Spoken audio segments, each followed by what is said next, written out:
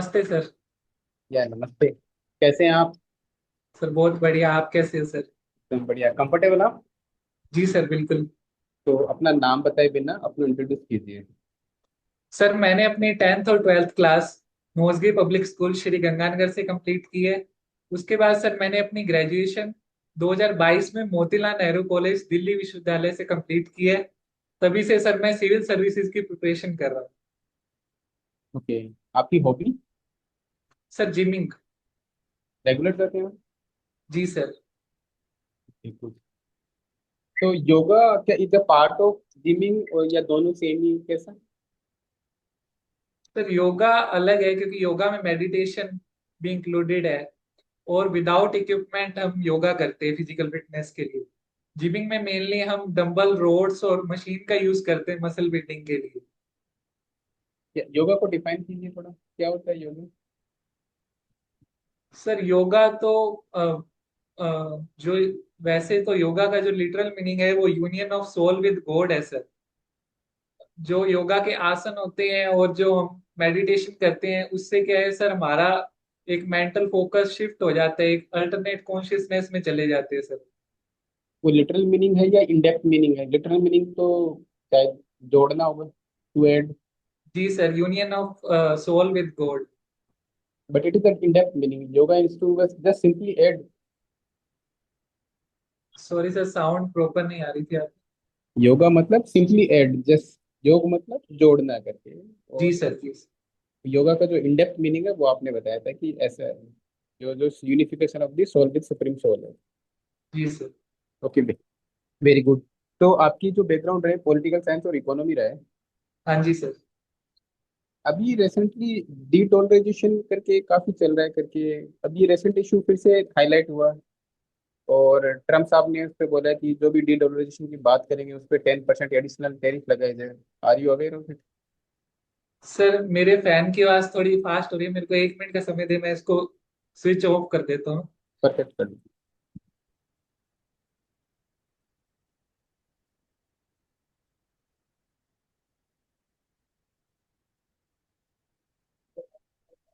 Ji sir, please repeat your question.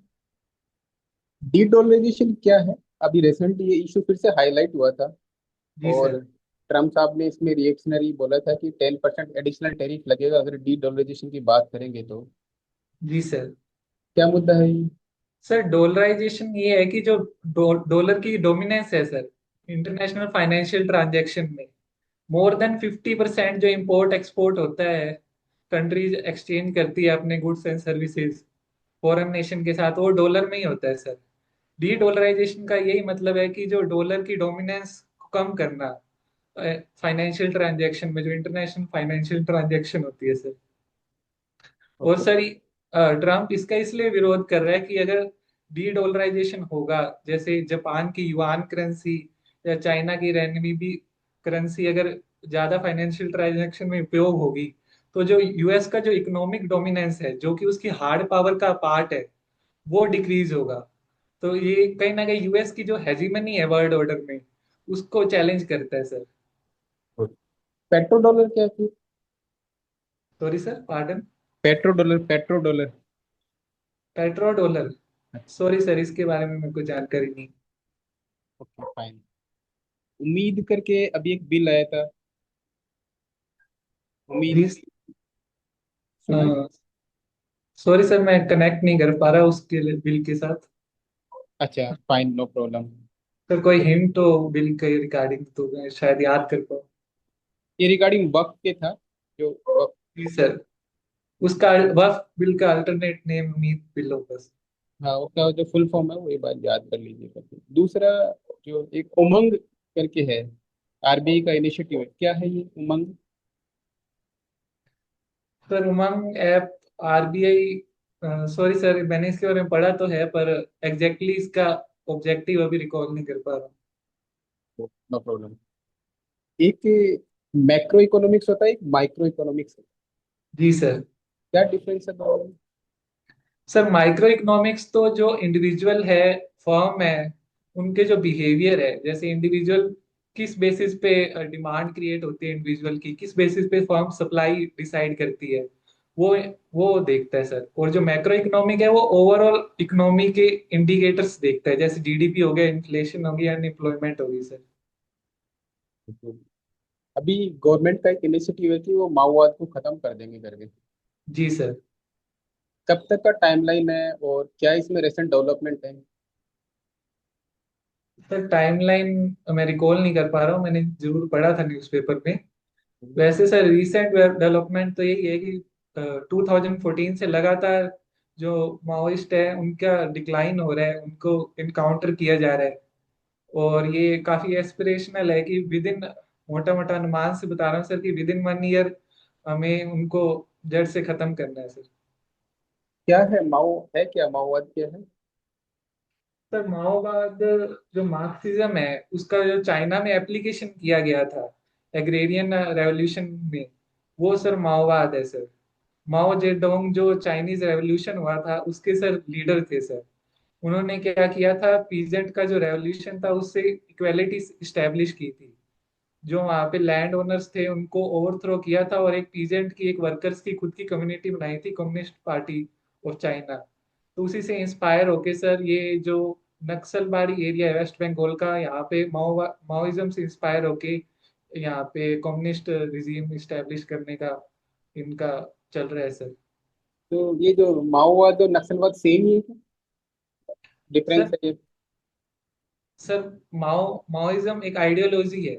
उसका जो Indian Indian application है ट्राइबल बेल्ट्स में, रेड कॉरिडोर जिसको हम कहते हैं, वो सर ये अप्लाइड है सर। नक्सलिज्म माओवाद का ही है, उसी से इंस्पायर है सर। ओके, तो जब माओवाद खत्म होगा तो क्या नक्सलिज्म भी खत्म होगा? सर माओवाद तो सर एक विचारधारा है, उसको खत्म नहीं कर सकते। नक्सलिज्म भी सर एक तरीके से विचारधारा ही है, पर वो है कि कोई भी विचारधारा उनके फॉलोवर से ही जानी जाती है। अगर नक्सलिज्म के जो फॉलोवर्स हैं या जो प्रैक्टिकल मैनिफेस्टेशन है ट्राइबल बेल्ट्स में जो दिखता है, अगर वो खत्म हो जाएगा तो सर ये धीरे धीरे करके ये आइडियोलॉजी भी खत्म हो जाएगी सर। जैसे अभी कम्युनिज्म काफी वीक हो रहा है ना, जी सर। कैपिटलिज्म काफी ग्रो कर रहा है, तो आपको लगता है कि कम्युनिज्म अभी रिलेवेंस खत्म हो गई, कम्युनिज्म अभी नहीं, मतलब?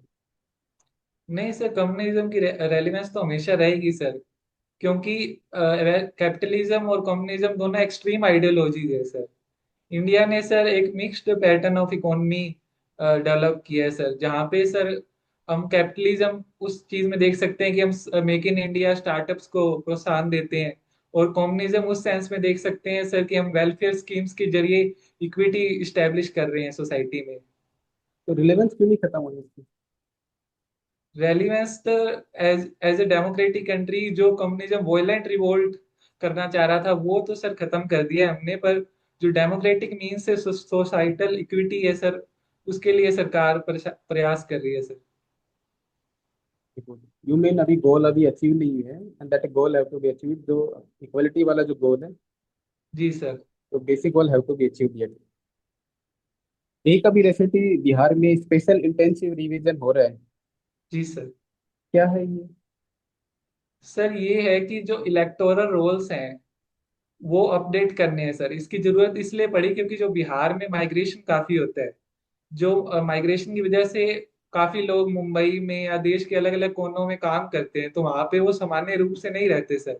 तो उसमें मतदान सूची में उनका नाम हटाना, और उसके अलावा सर मृतकों का भी नाम उससे हटाना, ताकि क्या है कि डुप्लीकेशन ऑफ वोट्स ना हो और जो रियल वैल्यू रियलाइज हो सके एक वोटर की।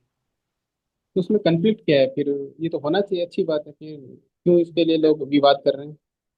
क्योंकि सर इसमें जो सिटीजनशिप का ओनस है वो बिहार के लोगों पे रखा गया है, और वो उनको प्रूफ करना है 11 डॉक्यूमेंट से कि हम वहाँ के सिटीजन हैं और हमारा वोटर आईडी कार्ड अपडेट किया जा सके।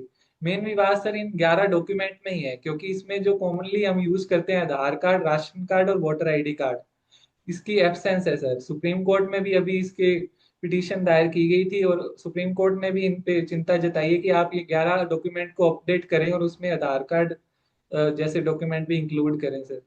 तो आधार कार्ड क्या सिटीजनशिप का वैलिड प्रूफ नहीं है?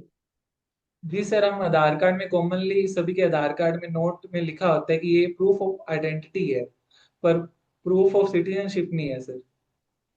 तो क्या ये फॉरेन नेशनल को इशू किया जा सकता है? Sorry sir, pardon please. कि फॉरेन नेशनल को इशू किया जा सकता है फिर तो? सॉरी सर, इसमें मैं कंफर्म नहीं हूँ, इशू किया मतलब जा सकता है। कि आप ये कह रहे हैं कि सिटीजनशिप का प्रूफ तो है नहीं फिर जी सर। किसको इशू किया जा सकता है? इसका कुछ है मैंडेटरी, कितने दिनों बाद इशू किया जा जी सकता है? सर, जैसे वैसे हम देखा गया कि जैसे इलीगल माइग्रेंट्स होते हैं, उन्होंने भी अपना आधार कार्ड बना रखे हैं, तो वो सर एक हो सकता है सर, जो फॉरेन नेशनल है उस टाइप से सर। तो इलीगल को इशू हो सकता है या फिर इलीगल को भी इशू हो सकता है? सर सॉरी सर, लिंक नहीं कर पाया मैं। मतलब कोई बात नहीं, जैसे जो आधार कार्ड है उसकी जो मैंडेटरी सर्विस ये है कि 6 मंथ से ज्यादा आप रेजिडेंट रहते हो इंडिया में, जी whether you sir. Are Indian और foreign national, okay sir. Aadhaar can be issue to you. वो ओके सर। लीगलिटी वो इलीगलिटी वो तो बियॉन्ड रीजन है, उसका तो प्रूव करना अलग चीज है। बट फॉरेन नेशनल को भी इश्यू किया जा सकता है और उसके लिए इतनी बाध्यता है कि आप 6 महीने से ज्यादा भारत में रेजिडेंट हो। ठीक है सर। Okay good. एक ये है कि आपको ना, आप एज ए एसडीएम नियुक्त होते हैं एक जगह पे और आपके पास एक शिकायत आती है खनन एरिया से कि वहाँ पे अवैध खनन हो रहा है। जी सर। आप क्या करते हैं, एक अपने एसआई को अपॉइंट करते हैं कि आप जाइए वहाँ पे पता करिए। जब एसआई वहाँ पे जाता है तो उस पर हमला हो जाता है, ट्रक से ट्रैक्टर से कुचल कर उनकी हत्या की जाती है। आपके कोर्स ऑफ एक्शन क्या रहेंगे उसके बाद? सर एसआई पे हमला होता है, ये एक बहुत ही हीनियस क्राइम है सर। तो इससे मैं अपने जो पूरी पुलिस फोर्स है उसके साथ खुद वहां पे घटनास्थल पे जाऊंगा, और उसकी सर पूरी जांच करूंगा, इन्वेस्टिगेशन करूंगा कि कौन कौन इसमें जिम्मेदार है सर, और उन पे तुरंत ही सख्त कार्रवाई करवाऊंगा सर। फिर ये तो काफी बड़ा मामला है क्योंकि इसमें एमएलए भी इन्वॉल्व है, जी सर। पॉलिटिकल प्रेशर भी रहेगा। सर पॉलिटिकल प्रेशर तो रहेगा, और बिना, मैं डरूंगा नहीं सर कि मेरा कोई ट्रांसफर हो जाए, क्योंकि मेरे कलीग है। अगर मैं इस केस में एक्शन नहीं लूंगा तो ये मेरी क्रेडिबिलिटी पे भी सवाल उठेगा सर। तो सर मैं बिना पॉलिटिकल प्रेशर की फिक्र करे तुरंत एक्शन लूंगा इस केस में सर। Okay good. काफी अच्छे आंसर देते हैं और आपकी काफी डेप्थ अंडरस्टैंडिंग है। ये जो मैंने बताया पूछा कि कोर्स ऑफ एक्शन क्या रहेगा, तो कोर्स ऑफ एक्शन काफी स्ट्रक्चर्ड होना चाहिए आपके पास में। Okay sir. सो आपने जैसे बोला कि काफी हीनियस क्राइम है तो आप संज्ञान में दीजिए अपने सुपीरियर ऑफिसर्स को भी ना, जी सर। है ना? तो एक तो वो रहेगा। दूसरा, जब कोर्स ऑफ एक्शन करेंगे तो पुलिस जाब्ता के साथ साथ में लोकल इन्फॉर्मर्स को इंक्लूड कीजिए आप इसमें ना। जी जो सर। जो वहाँ पे कोई भी आंगनवाड़ी वर्कर हैं, टीचर्स हैं, उन लोगों को include कीजिए, टीम में शामिल कीजिए, है ना? और वो जो जितने भी आई विटनेसेस है उनको कलेक्शन कीजिए। सेकंड, आपका कोर्स ऑफ एक्शन, विजिटिंग करने से पहले ये चीजें कलेक्ट करनी है आपको। देन जी यू सर। टू विजिट, पता चला आप गए, आप पे हमला हो गया, जी सर। क्योंकि वो कार्टेल है, काफी बड़े लोगों को जो खनन माफिया होते हैं उनके हाँ लिए जी। बड़ी आम बात होती है और वो लोग एक्सीडेंट शो कर देंगे उसको। जी सर। तो ये चीजें हैं। सेकंड, आप जो बात बताते हैं उसमें टू द टॉपिक रहता है, मतलब कई बार आप ना डाइवर्ट हो जाते हैं आप। So once you telling the answer ना, टू द पॉइंट, 1 2 3 ऐसे रहेंगे तो और बेटर हो सकता है। Okay sir. और बेस्ट ऑफ लक। हमारे तरफ से अग्रिम शुभकामनाएं। कब आपका डेट आई आपकी? सर अभी टाइम है, 29 जुलाई को है सर। परफेक्ट। आप कंटिन्यू अपडेट रहिए अपने सब्जेक्ट को लेके भी और काफी अच्छा है। Okay sir, thank you sir. Lalit sir. Sir sir Amar Singh sir, बहुत बहुत धन्यवाद। Thank you sir, sir. Sir और आपका भी थैंक यू। जी जी, आप एग्जिट कर सकते हैं। जी और सर। ये लास्ट कैंडिडेट ही हैं आज के। ठीक है जी सर। ओके सर, जी thank you thank sir. You sir, thank you. हाँ मेवाराम जी सर। मेवाराम जी सर, मेरी आवाज आ रही है? मैं एक्चुअली थोड़ा वो बच्चे को लाने के लिए निकल गया, वैसे थोड़ा क्या रास्ते में तो 10 मिनट फ्रेंड। बाद। हाँ। 10 मिनट बाद हाँ देखो, हाँ ठीक है। आप बता देना मेरे को, है ना? हाँ हाँ ठीक ठीक। हाँ। 6 अंक। हाँ जी सर, नमस्ते सर। नमस्ते। ये बताइए कि भारत और यूरोपीय मुक्त व्यापार संघ, इसके बीच जो समझौता हुआ उसका क्या नाम है?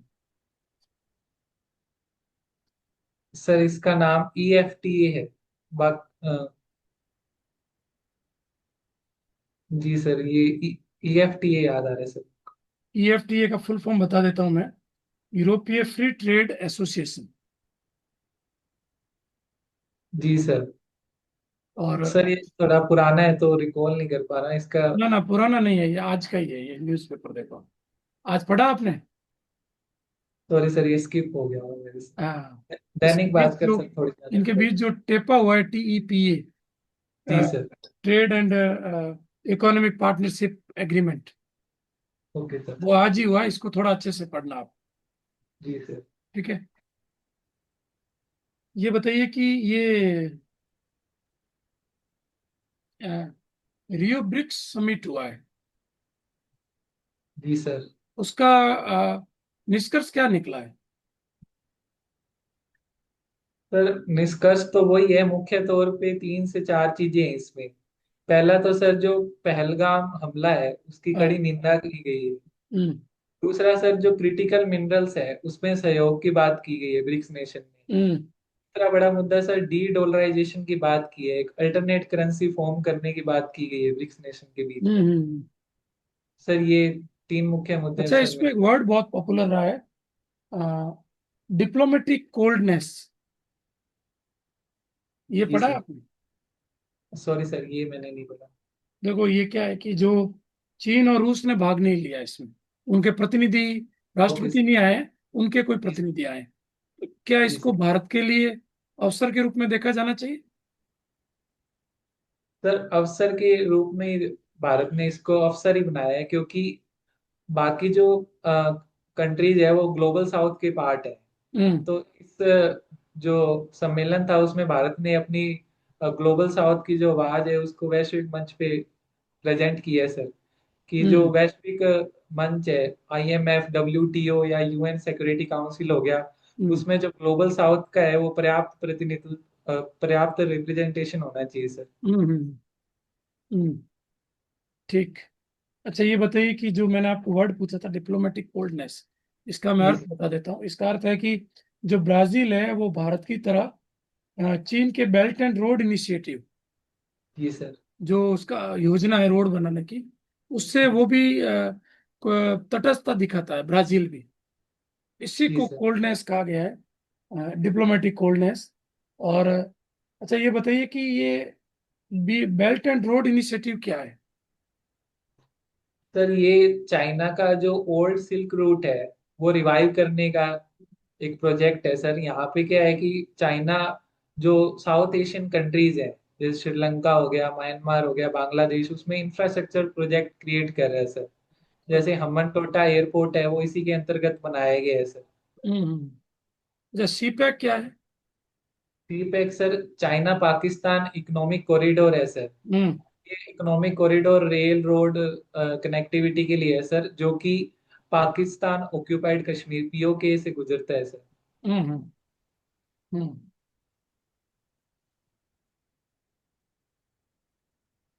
ठीक। अच्छा, जनगणना कब से शुरू हो रही है?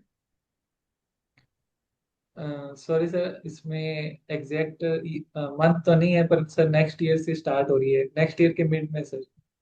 आप एक बार कंफर्म करना इसको, ठीक है। अच्छा, ओके ये सर। बताइए कि जातीय जनगणना कब हुई थी लास्ट बार, और इस बार जो हो रही है उसकी क्या विशेषता है? सर लास्ट बार ब्रिटिश एरा में हुई थी सर, 1930 में। हम्म। और अब की जो जातीय जनगणना है वो सर 2 फेज में, सॉरी सर, अभी जो जातीय जनगणना है तो उसमें विशेषता मुख्य तौर पे यही है कि जो SC ST और OBC का है वो संपूर्ण डेटा लिया जाएगा सर। हम्म। अच्छा, आपको नहीं लगता कि जातियों की इस तरह क्लियरेंस हो जाएगी, संख्या सबको पता चलेगी, तो इससे जातिवाद और हावी होगा? सर ये आशंका लगाई जाती है सर, पर ये हर जो चेंज है सर उसके थोड़े बहुत कॉन्स होते हैं सर। पर इसके हम अगर हम प्रोज देखें तो उसमें क्या है, बेटर पॉलिसी एग्जीक्यूशन होगा सर, क्योंकि 1930 का डेटा बहुत ही पुराना है सर और हम्म। सरकार की सारी नीतियां इसी पे बन रही है सर। हम्म। अगर नया डेटा जनरेट होगा तो एक हम डेटा ड्रिवन पॉलिसी बना सकते हैं सर। हम्म। उसके जो बेनिफिट है वो फार ग्रेटर होंगे उसके नेगेटिव से सर। हम्म। और क्या फायदे हो सकते हैं? 3 पॉइंट बता दीजिए। पहला तो सर आपने पॉलिसी बता दिया। जी सर। सेकंड? दूसरा सर रिजर्वेशन टारगेटेड होगी, जो सब कैटेगराइजेशन करते हैं हम SC में, जो हम्म। अब जरूरत डिस्कशन में भी रहा है वो भी सर इम्प्लीमेंटेशन में सहायक होगा सर। रिजर्वेशन की बात तो इसमें नहीं कही जा रही। सर इसमें ये है कि सोशियो इकोनॉमिक स्टेटस हर कास्ट का हमें पता चलेगा सर कि कौन सी हम्म कास्ट की क्या इकोनॉमिक कंडीशन है और क्या हम्म वो उनका जॉब में प्रतिनिधित्व है कि नहीं है सर। हम्म तो इससे उनकी बैकवर्डनेस पता लगेगी। तो सर जैसे अभी तेलंगाना में भी एससी सब कैटेगराइजेशन किया गया है सर, तो वो अगर डेटा आधारित होगा तो सर उसकी इम्प्लीमेंटेशन और अच्छी होगी। सुप्रीम कोर्ट ने भी अपने केस में अभी कहा है कि एससी और एसटी का आप सब कैटेगराइजेशन कर सकते हो सर। हम्म और तीसरा सर ये है कि जो रियल स्टेटस अगर सरकार को पता चलेगा सर, हम्म तो इससे सर उनका वो जो हिस्टोरिकल जो उनके साथ डिस्क्रिमिनेशन हुआ है सर, हम्म वो उससे बेटर। सर मैं थोड़ा इसमें। ठीक है ठीक है। अच्छा, ये निमिषा प्रिया क्या मामला है? सॉरी सर इसकी नॉलेज नहीं है सर को। आपने अभी पढ़ा हो 2-3 दिन में ही ये मैटर चल रहा है कि एक जो नर्स है केरल की, जी उसको सर। यमन में फांसी दी जा रही। जी सर रिकॉल ये कर रहा मैटर हूँ। अगर आपने पढ़ा हो तो बताएं। सर यमन में वो नर्स ने मर्डर चार्ज है सर उस पे। तो यमन में उसकी प्रोसीडिंग चल रही है सर कैपिटल पनिशमेंट की। तो उसमें सर उनको कैपिटल पनिशमेंट दे दी गई है सर। हम्म तो जो भारत की ये कोशिश रहती है सर कि कोई भी जो भारत का नागरिक है वो हम्म उसको किसी दूसरे देश में अगर कैपिटल पनिशमेंट मिलती है तो हमारे देश की छवि खराब होती है सर। हम्म तो भारत ने ये इसमें रुक रहा है कि उसको अपने सहायता पब्लिक प्रोसिक्यूटर एम्बेसी से प्रोवाइड किया जा सके। और ये कोशिश रही है कि सर अगर उनका डिपोर्टेशन इंडिया में कर सके तो इंडिया में इसकी प्रोसीडिंग करें, ताकि अगर उनको अगर कैपिटल पनिशमेंट देनी भी पड़े तो इंडिया में दिए तो ज्यादा बेटर रहेगा सर। गुड। अच्छा, ये बताएं कि न्यायिक अतिरेक और न्यायिक सक्रियता, इनमें अंतर क्या है? सर जुडिशियल एक्टिविज्म ये है कि sir supreme court pro actively जो फंडामेंटल राइट्स हैं उसको प्रोटेक्ट करती है सर। हम्म इसके सर टूल्स हैं जैसे पीआईएल हो गया या न्यूज़पेपर रिपोर्ट से सुओ मोटो बेसिस पे सुप्रीम कोर्ट जो लोगों के राइट्स है उसको इन्फोर्स करती है सर। और हम्म जुडिशियल ओवर रीच है कि सर जुडिशियल एक्टिविज्म के लेवल पे जुडिशरी एडमिनिस्ट्रेटिव और लेजिस्लेटिव फंक्शन को इंक्रोच करती है सर। जो एडमिनिस्ट्रेशन और लेजिस्लेचर का काम है सर वो जुडिशरी अपने आर्टिकल 142 के ऑर्डर से एग्जीक्यूट कर रही है सर। इसका सर हम्म विरोध किया जाता है। गुड। अच्छा, इसमें अभी जो एक मुद्दा चला है धर्मनिरपेक्ष और पंथ निरपेक्ष, ये जी क्या सर। मैटर है? सर मुद्दा मेन ये है कि जो सेकुलरिज्म वर्ड है जिसका ट्रांसलेशन संविधान में पंथ निरपेक्ष किया गया है, हम्म ये इमरजेंसी के टाइम ऐड किया गया था सर। हम्म तो मुद्दा ये चल रहा है कि ये एक फोर्सफुली एडिड प्रोविजन है और इसको हटाने की बात की जा रही है सरकार द्वारा या सरकार के जो भी एमपीज है उनके द्वारा सर। हम्म हम्म, ठीक है। अभी राजस्थान में कितने जिले हैं? सर 41 जिले हैं सर राजस्थान। अच्छा, तो ये जिले जोड़े फिर घटाए, ये क्या प्रोसेस है, बताएं थोड़ा। सर इसके लिए सर कमेटी का गठन किया जाता है पहले। हम्म जैसे अभी जो जिले घटाए गए हैं तो ललित के पवार जी की कमेटी का गठन हुआ था सर। हम्म उसके बाद सर सरकार ही नोटिफिकेशन के माध्यम से गैजेट में प्रकाशित करती है, हम्म जिससे जिले घटाए या बढ़ाए जाते हैं सर। कितने जिले घटाए हैं अभी? सर 9 जिले घटाए हैं। कौन कौन से? सर इसमें हो गया सॉरी सर एक बार सोच के बता रहा हूँ। सोचिए सोच लीजिए। जी सर। सर अगर हम बीकानेर संभाग में देखें तो अनूपगढ़ जिला इसमें है। और जो अगर हम जोधपुर संभाग में देखें तो जोधपुर ग्रामीण इसमें आता है सर। हम्म और सर यहाँ पे अजमेर संभाग में केकड़ी जिला हम्म इसमें आ रहा है सर। और जयपुर संभाग में जयपुर चलो, आप ग्रामीण। इसको देखना। अच्छा, जी ये सर। पहले जो जिले बढ़े और घटे, मूल जी जिले सर। कितने थे पहले? सर मूल जिले सर 33 जिले थे सर। तो अब 41 हो गए हैं, तो लगभग 8 जिले बढ़ गए हैं। ये जी सर। जिले बढ़ने से आपको नहीं लगता प्रशासनिक भार वित्तीय भार बढ़ेगा, असुविधाएं बढ़ेगी, क्या लगता है आपको? नहीं सर, अगर हम बाकी देखें, जैसे एमपी में भी जिले काफी ज्यादा ही हैं, हम्म। उसके प्रोपोर्शन में राजस्थान के जिले काफी कम थे सर। हम्म। इससे क्या होगा कि राजस्थान का स्टेट जो पूरे देश में उसका लार्जेस्ट लैंड मास है सर। हम्म। तो इससे क्या है कि अगर जिले ज्यादा होंगे तो जो जिला मुख्यालय है उससे लोगों का एक्सेस बढ़ेगा सर। हम्म। और प्रशासनिक रीच बढ़ने से क्या होगा, जो प्रशासन का वर्क है सर उसमें भी एफिशिएंसी आएगी सर। तो फिर जिले कम क्यों हुए फिर? कम करने के क्या कारण हैं? सर कम करने का ये कारण हो सकता है कि कुछ जिलों को सर कुछ छोटे जिले बनाए गए थे, जैसे सर दुदू हो गया हम्म। जिला, या कुछ जिले पॉलिटिकली मोटिवेटेड थे सर। हम्म। बाद में जैसे अनूपगढ़ जिले क्रिएट किया गया, उसके बाद उसको हटाने के लिए बाद में आंदोलन हुए सर। हम्म। हम्म। पहले क्रिएशन के लिए फिर हटाने के लिए, तो वो एक समर्थन नहीं बन रहा था सर एकदम से इंस्टेंट एक साथ इतने जिले बढ़ाना। चलिए मुझे इसका पॉइंट बताइए, क्या क्या पॉइंट बताया आपने, रिपीट करिए। जिले हटाने के क्या क्या आधार रहे? पॉइंट आउट करिए, दो तीन पॉइंट। सर एक तो है कि कई जिले बहुत ही छोटे बना दिए गए थे सर। हम्म। जैसे? उससे सर दूदू जैसे हो गया। ठीक है, पॉइंट नंबर टू। जी सर। दूसरा सर, कई लोगों ने जब जिले बनाए गए तो कई जिलों में इसका विरोध भी किया गया था सर। हम्म। क्योंकि जो ऑलरेडी जिले थे, वो जिला मुख्यालय थे, वो पहले से सर अंडर डेवलप्ड थे, तो हम्म। लोग उनका पार्ट नहीं बनना चाहते थे सर। हम्म।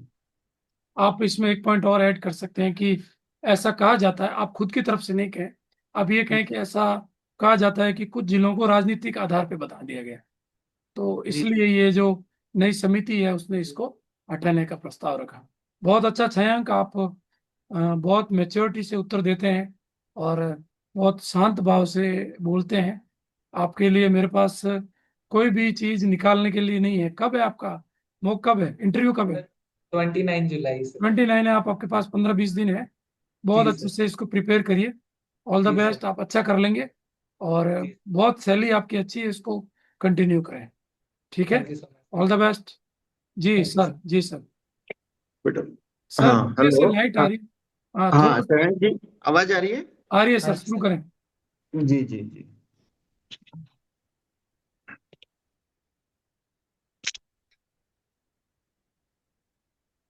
शयंक जी। जी सर। आ, नमस्ते सर। नमस्ते, आवाज आ रही है? जी सर, आ रही। जी जी जी। आ, आपके ग्रेजुएशन में क्या क्या सब्जेक्ट रहे हैं? सर पॉलिटिकल साइंस और इकोनॉमिक्स। अच्छा, पॉलिटिकल साइंस और इकोनॉमिक रहे हैं ना? हाँ। तो एक जो अपनी, एक तो जो होती है अपनी, क्या बोलते हैं उसको, मॉनेटरी पॉलिसी होती है। जी ठीक सर। है, एक मौद्रिक नीति होती है, एक राजकोषीय फिस्कल पॉलिसी होती है। जी इन सर। दोनों में क्या डिफरेंस है और कौन डिसाइड करता है इनको?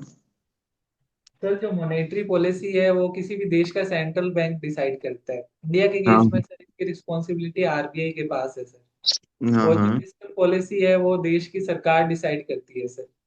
मॉनेटरी मौद्रिक। पॉलिसी। जी सर। हाँ हाँ जी, बोलिए। हाँ। मॉनेटरी पॉलिसी का जो बेसिक टूल है सर वो रेपो रेट है सर। इससे क्या हम्म। है कि आरबीआई रेपो रेट को इंक्रीज या डिक्रीज करते हैं इन्फ्लेशन को कंट्रोल करने के लिए सर। और हम्म। फिस्कल पॉलिसी है सर, उसका मेन टूल सर टैक्सेशन और गवर्नमेंट एक्सपेंडिचर होता है सर। ये जी जी। गवर्नमेंट इकोनॉमी को रिसेशन के वक्त रिवाइव करने के लिए करती है, और जब स्टेबिलिटी चल रही होती है तो इकोनॉमी ग्रोथ के लिए ये टूल्स का सर गवर्नमेंट यूज करती है सर। हम्म। राजस्थान गवर्नमेंट के पास टैक्सेशन के रेवेन्यू के कौन से बड़े मेजर सोर्सेज हैं? जी सर, एक मेजर सोर्स ये है कि जो लिकर का सोर्स है, लिकर पे जो एक्साइज टैक्स लगता है वो स्टेट ठीक के है। अंडर आता है। दूसरा? दूसरा सर, इलेक्ट्रिसिटी पे जो टैक्स लगता है सर वो स्टेट। इलेक्ट्रिसिटी पे टैक्स नहीं, चार्जेज, हाँ जो भी है। और तीसरा? इनका एक सीक्वेंस आप थोड़ा याद करना कि रेवेन्यू के जो चार पांच टॉप सोर्सेज राजस्थान के, चार पांच टॉप सोर्सेज इंडिया के। जैसे ओके सर। अभी दो तीन इकोनॉमिक स्टूडेंट थे, उनको ये पूछा गया था ना, ओके सर। ट्रांसक्रिप्ट में देखोगे तो। और ये डायरेक्ट और इनडायरेक्ट टैक्स में क्या डिफरेंस होता है? सर डायरेक्ट टैक्स पे जिस पे टैक्स लगता है वो ही पे करता है सर। हम्म। जैसे इनकम टैक्स हो गया, कॉरपोरेशन टैक्स हो गया सर। जी जी। और सर इनडायरेक्ट टैक्स। जी सर, जो इनडायरेक्ट टैक्स होता है सर, जिस पे टैक्स बर्डन होता है वो सर कलेक्शन नहीं करता सर, वो पे नहीं करता सर। जैसे जीएसटी हो गया सर, हम हाँ कोई हाँ। प्रोडक्ट खरीदे तो टैक्स का बर्डन हमें पे करना पड़ता है, पर जो हम्म। सरकार को सबमिट करते हैं सर वो बिजनेसेस करते हैं। जीएसटी के तीन चार सेगमेंट हैं, एसजीएसटी और इस तरह से क्या क्या है? सर एक एसजीएसटी है, एक सीजीएसटी है, एक आईजीएसटी है सर। और एक यूटीजीएसटी भी है ना, जी सर।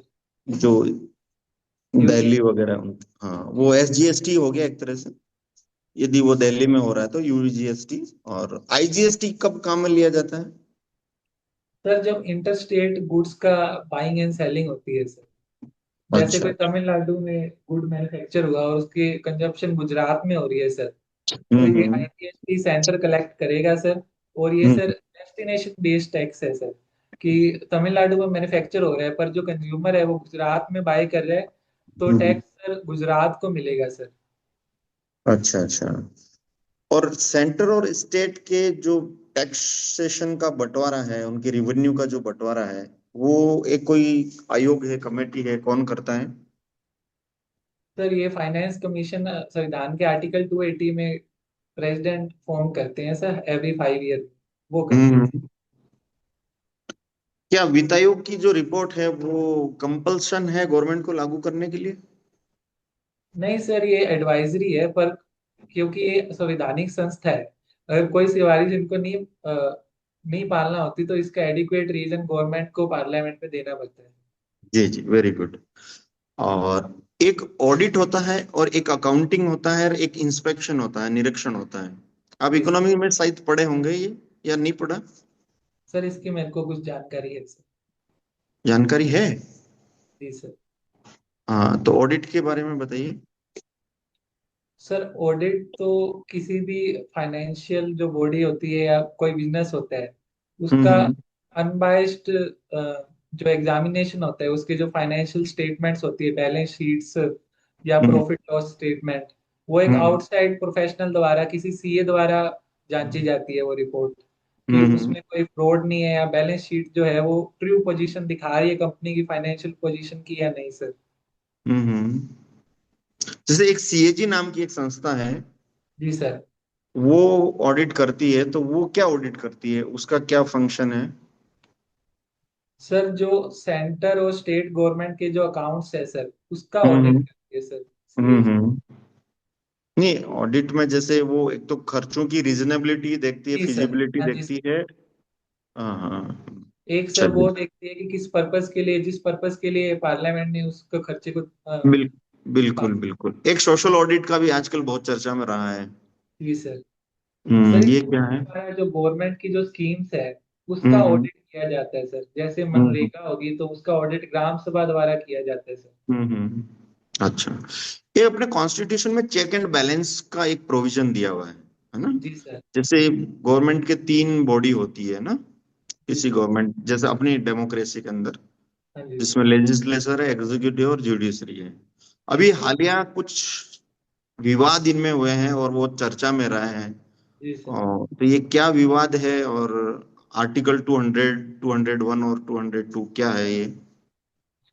सर इस विवाद को लाइमलाइट में हमारे वाइस प्रेसिडेंट जी जगदीप धनखड़ जी ने इनको उठाया था, कि वो कह हम्म। रहे थे कि एक आर्टिकल 142 का उपयोग करके सुप्रीम कोर्ट एक सुपर पार्लियामेंट की तरह एक्ट कर रही है सर, क्योंकि उनका मानना है कि प्रेसिडेंट को कितने समय में बिल एक्सेप्ट करना है ये सुप्रीम कोर्ट ये डिसाइड नहीं करेगी, इसके लिए पार्लियामेंट जिम्मेदार है सर। तो ये जुडिशियल ओवररीच का मामला है सर।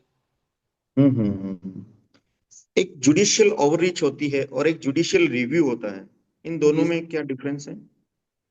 सर, जुडिशियल रिव्यू तो जो कानून होते हैं और जो एग्जीक्यूटिव का एक्शन होता है उनकी हम्म। कॉन्स्टिट्यूशनैलिटी जो कि वो संविधान के अंतर्गत है कि नहीं है, वो हम्म। जांचा जाता है। अगर वो संविधान के अंतर्गत नहीं है तो सर उसको नल एंड वॉइड किया जाता है।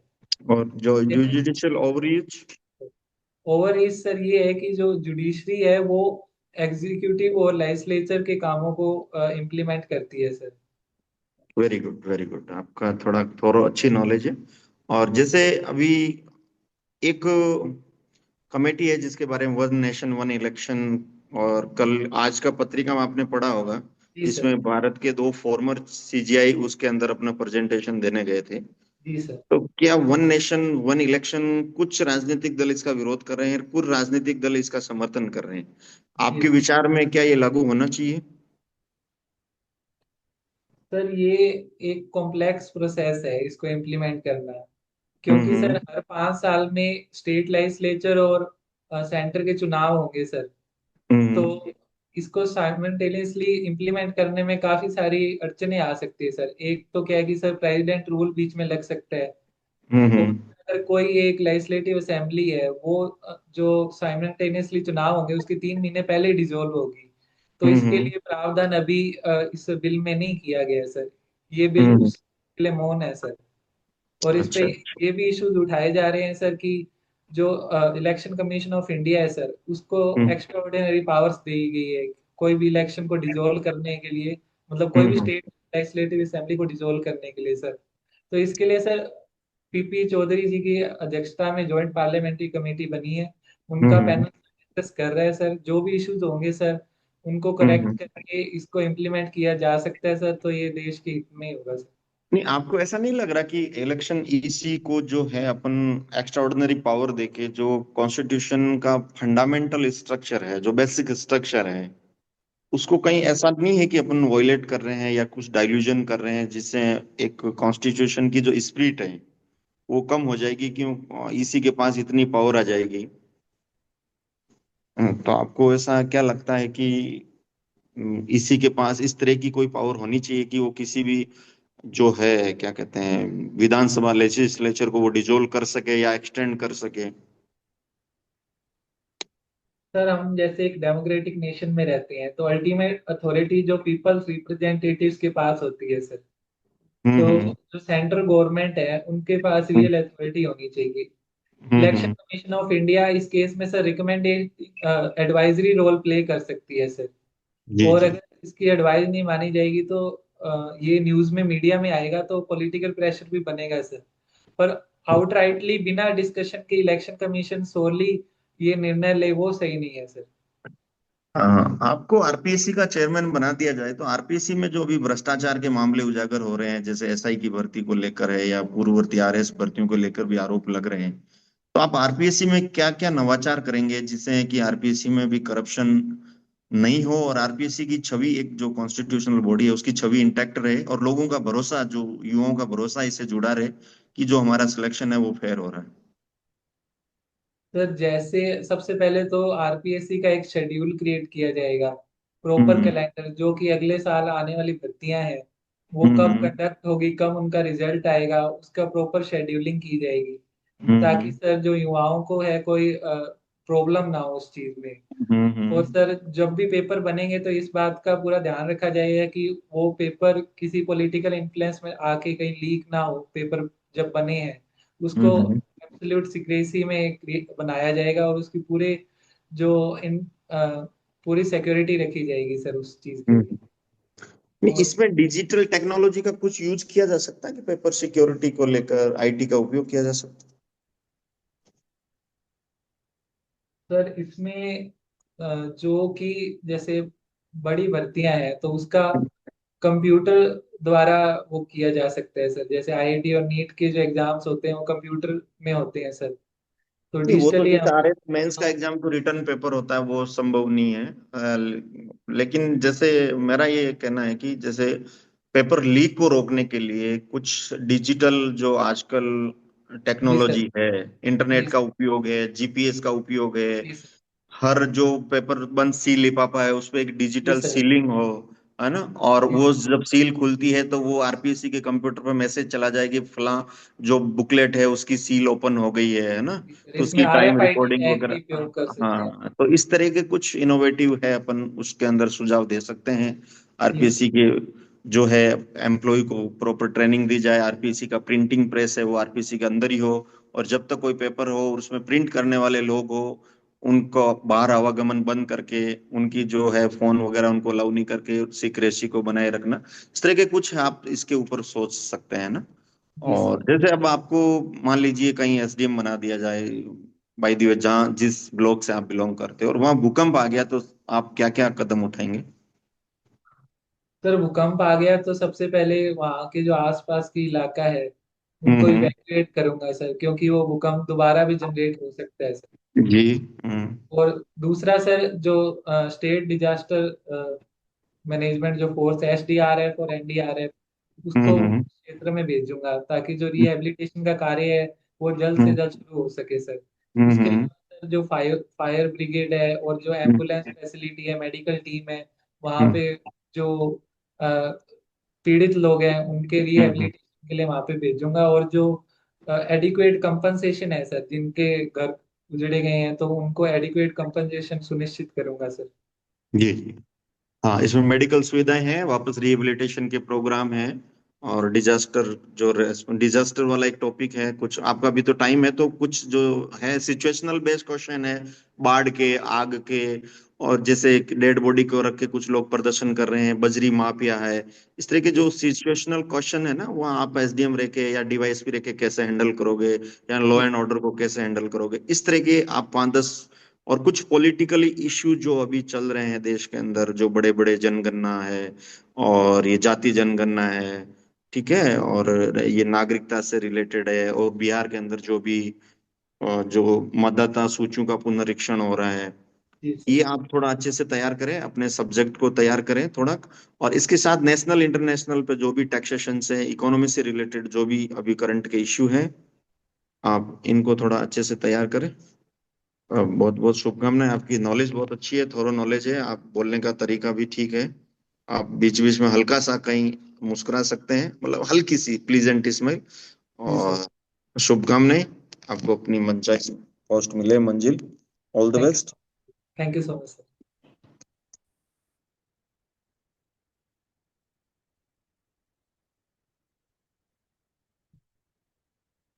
हाँ, 6 अंक। जी सर। बहुत अच्छा। मेहराम जी सर, थैंक यू। और ओवरऑल गुड। थोड़ा और प्रिपेयर करो। ऑल द जी sir. Best. Thank you so ठीक मच। है।